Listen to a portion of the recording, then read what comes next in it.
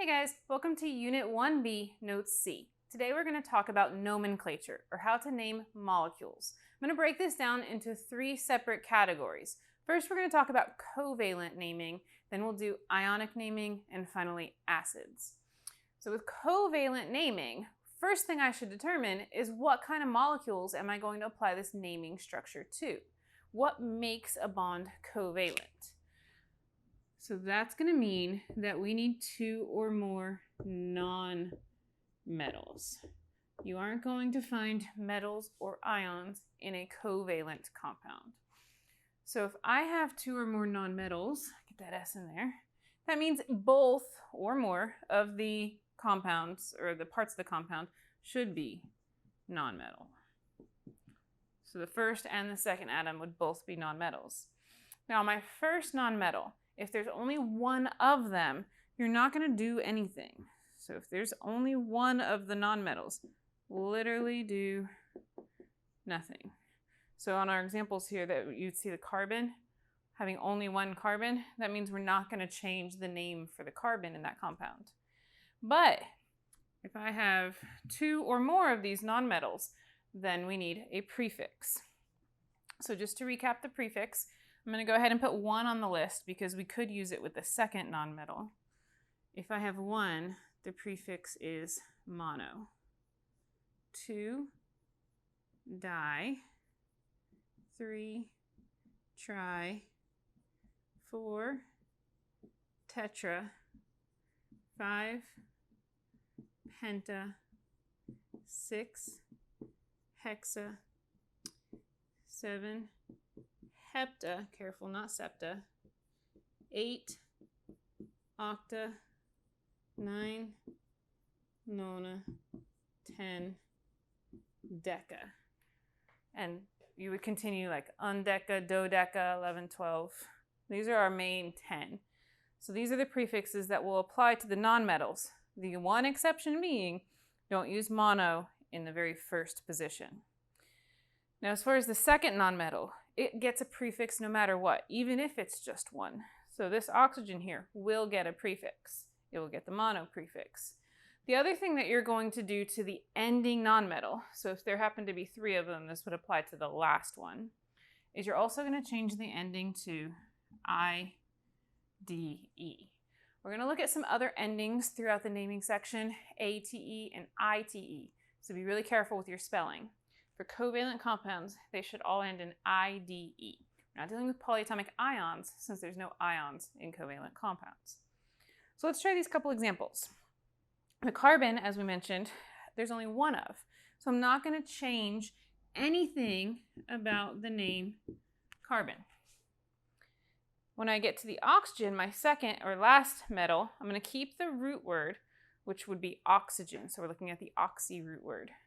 We are going to add the prefix, since there's only 1 oxygen, that would be mono. And then we're going to change the ending to IDE.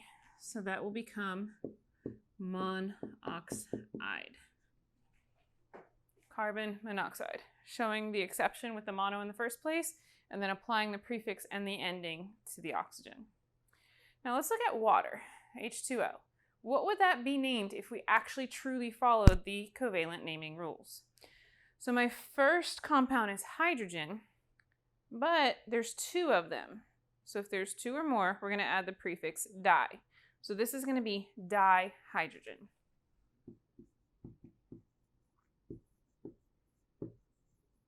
Notice there's nothing about changing the ending of the first nonmetal. So it's just simply dihydrogen. Now for the oxygen, my second nonmetal or last nonmetal, I'm going to keep the root word oxygen. I'm going to add the prefix. Now since there's just 1, I'm going to use the prefix mono, just like I did up here, mono. And then ending again with the name or the ending IDE. So this will also be monoxide, just like with carbon monoxide. So dihydrogen monoxide, or DHMO as it's sometimes called, would be the actual name following the covalent naming rules for water, also known as dihydrogen monoxide. All right, that'll do it for our quick review on covalent naming rules. The next thing we're going to look at is ionic naming rules. All right, guys, now let's talk about ionic naming. So ionic naming gets a little bit more complicated. You've really got to know your polyatomic ions when we talk about ionic naming. So how do I tell if it's ionic? It has to have ions. So typically, the bond would be formed between a metal and a nonmetal. Although there is one notable exception. One of your polyatomic ions, ammonium, has a positive charge. So it could also act as the positively charged ion, which we have known to be called the cation, and attach to another polyatomic ion, or even a single ion, as the anion. So an ionic bond is typically formed between a cation and an anion. Now the cation never changes its name. It's just going to be named whatever the cation so happens to be. If it's a single atom like calcium, we have a calcium ion. If it's a polyatomic ion like ammonia, we have the ammonium ion. We're not changing the ending, and we're never adding prefixes. So nothing to be done for our cation. Our anion, on the other hand, is a much different story. In covalent naming, we always use the IDE ending, and you are going to see one time where you're going to use the IDE ending in ionic naming as well. That's only going to apply when I have a single ion as my anion. And I mean that in the sense of not polyatomic. For example, if I had MgCl2, just because there's two chlorines doesn't make it polyatomic ion. It's still considered a single ion. It's a single type of atom. So this would still be considered an IDE compound, magnesium chloride.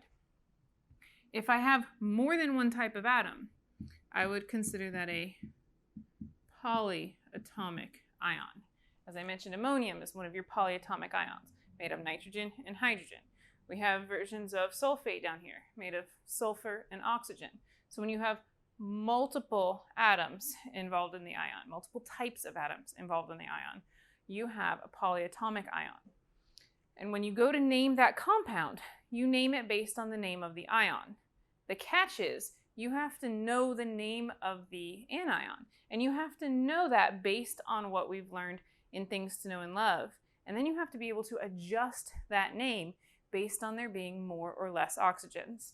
So let's do a quick example with sulfate. So which one of these is the actual sulfate that we memorized in Things to Know and Love? That would be our SO4. Is sulfate, ATE, with the correct number of oxygens matching up with the Things to Know and Love ion. When you have one less oxygen than that, we change the ending to ITE, sulfite, one less oxygen. Those are the major two we focused on. But it is possible to have one more oxygen than sulfate. The prefix per, meaning more, would be used. Per sulfate, per, in keeping with the ATE. And then it's possible to have less or lower amount of oxygen using the prefix hypo, meaning lower, and keeping the ITE on that one. So you really have to know your Things to Know and Love ions. That way you can adjust the name of the polyatomic ion and use that as the name of the anion when you name the compound as a whole. So let's practice a few. Here I see calcium and a chlorine, but the chlorine is the only type of atom that I see in my anion. So I know I'm not changing anything about the name calcium, but what am I going to change about the chlorine? Would that be counting as a single ion or polyatomic? Well, just like with my magnesium chloride example, calcium chloride would also count as single ion, and so the ending would be IDE. IDE. Now let's try going from the name to the compound, because there is something that you have to watch out for when you have ions, and that would be their charges. So let's look at potassium, whose symbol is K, and bromide, the symbol for which is Br. When you go from name to formula, you have to ensure that the charges cancel. Potassium, being an alkali metal, has a +1 charge, and bromine, being a halogen, has a -1 charge. +1 and -1 cancel out, and so I don't need any subscripts in order to make it cancel out. But it is absolutely something you always want to check. If they don't cancel, you're going to have to balance the charges with the subscripts. Think back to the crisscross method. Where did this 2 come from? From my magnesium chloride. Magnesium is an alkaline earth metal for +2. Chlorine halogen, -1. So in order to balance the charges, we'd have to have 2 chlorine ions for each magnesium ion, making the formula MgCl2. If it's +1 and -1, you don't need any multipliers, so it's just KBr, and we're done. All right, let's look at our next one. Here I have Na and OH. So my Na, my sodium, I know the first name, no change, so I'm just going to go ahead and write sodium. But then I need to identify the OH. It's an oxygen and a hydrogen, so it's not a single type of atom, it's polyatomic. What is the name of OH? Well, it's just known as hydroxide, and we don't have to worry about any of the changes on that one. And then our last one, aluminum and nitrate, I want to translate to a formula now. So the symbol for aluminum is Al, and then nitrate is just one of our normal things to know and love, ending with the ATE.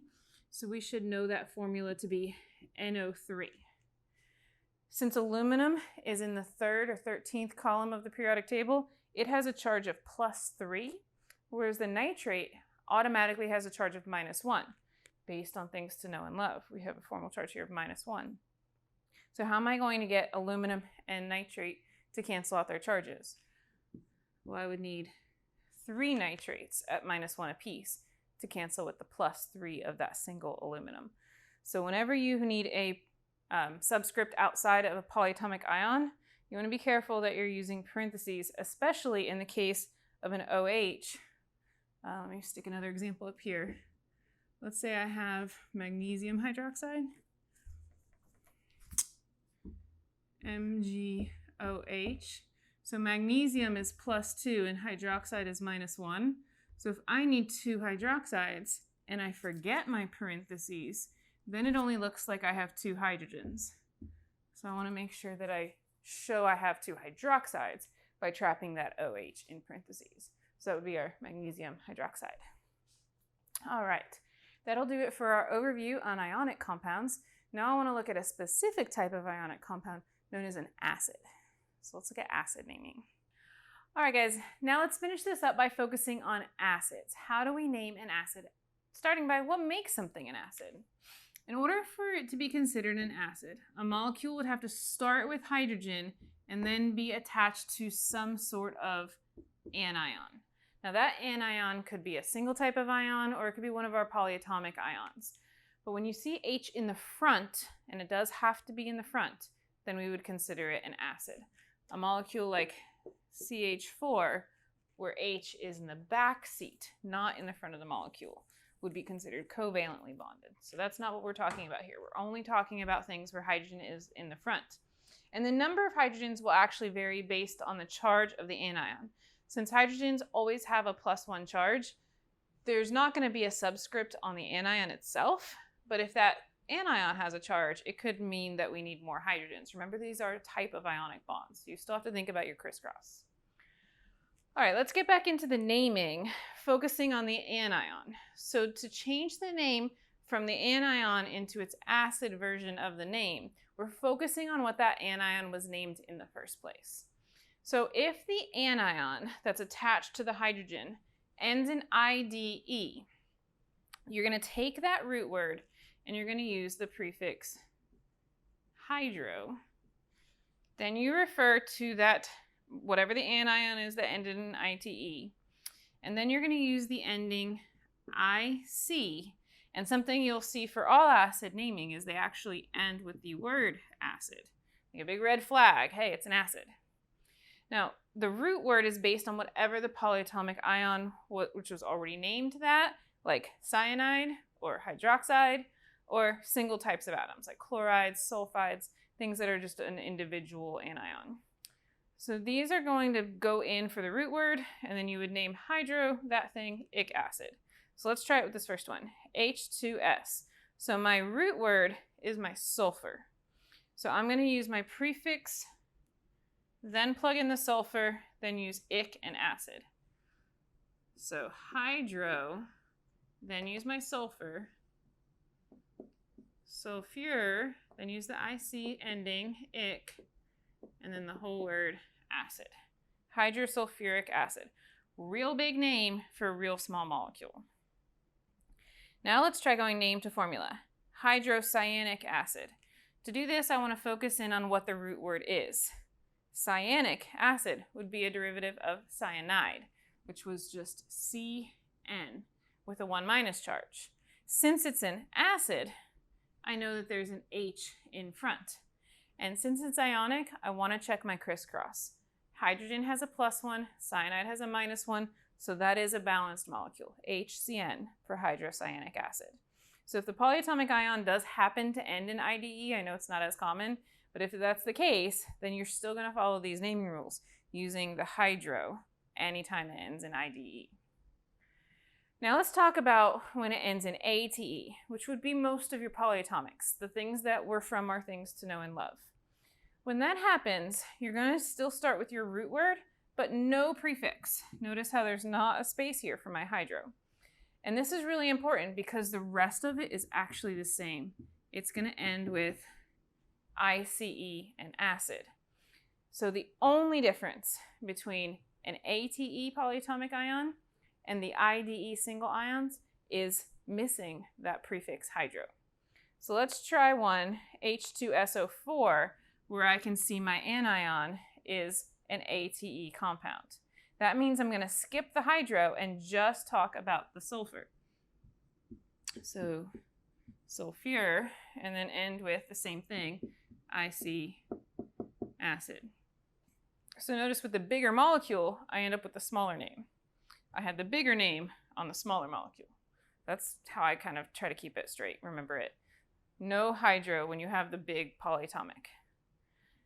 Now let's try going name to formula. Carbonic acid. So I notice there's not a hydro and that it ends in IC. So that tells me I want the polyatomic ion that's based on carbon. So what's our carbon-based polyatomic ion? That would be carbonate, CO3. Since it's an acid, I know it starts with hydrogen. You always want to check your crisscross. What was the charge of carbonate? 2-. So if hydrogen's 1+, how am I going to balance those charges? I would need 2 hydrogens. H2CO3, our formula for carbonic acid.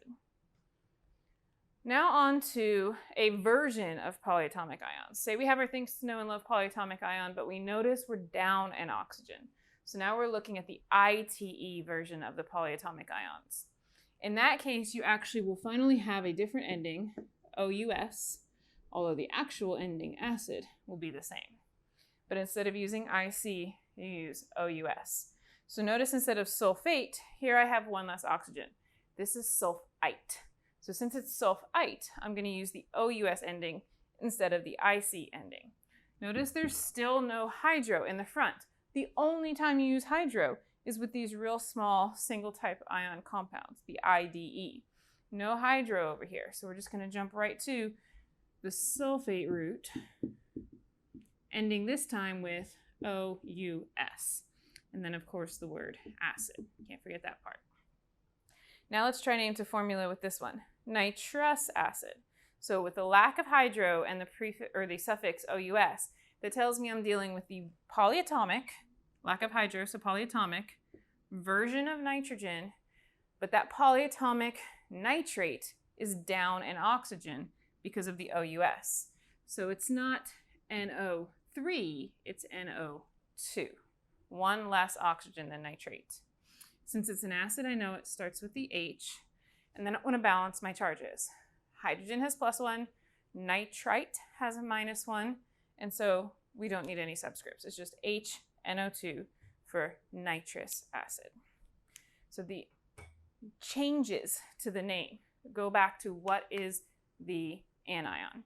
If it ends in IDE, hydro, root word, ic acid. If it ends in ATE, just root word, ic acid. And if it ends in ITE, root word, OUS, acid. And that'll get you your naming for any acid compounds. And that'll do it for our overview of naming for Note C. Next notes will be Unit 1B Notes D, where we're going to talk about empirical molecular formulas and hydrates. We'll see you there.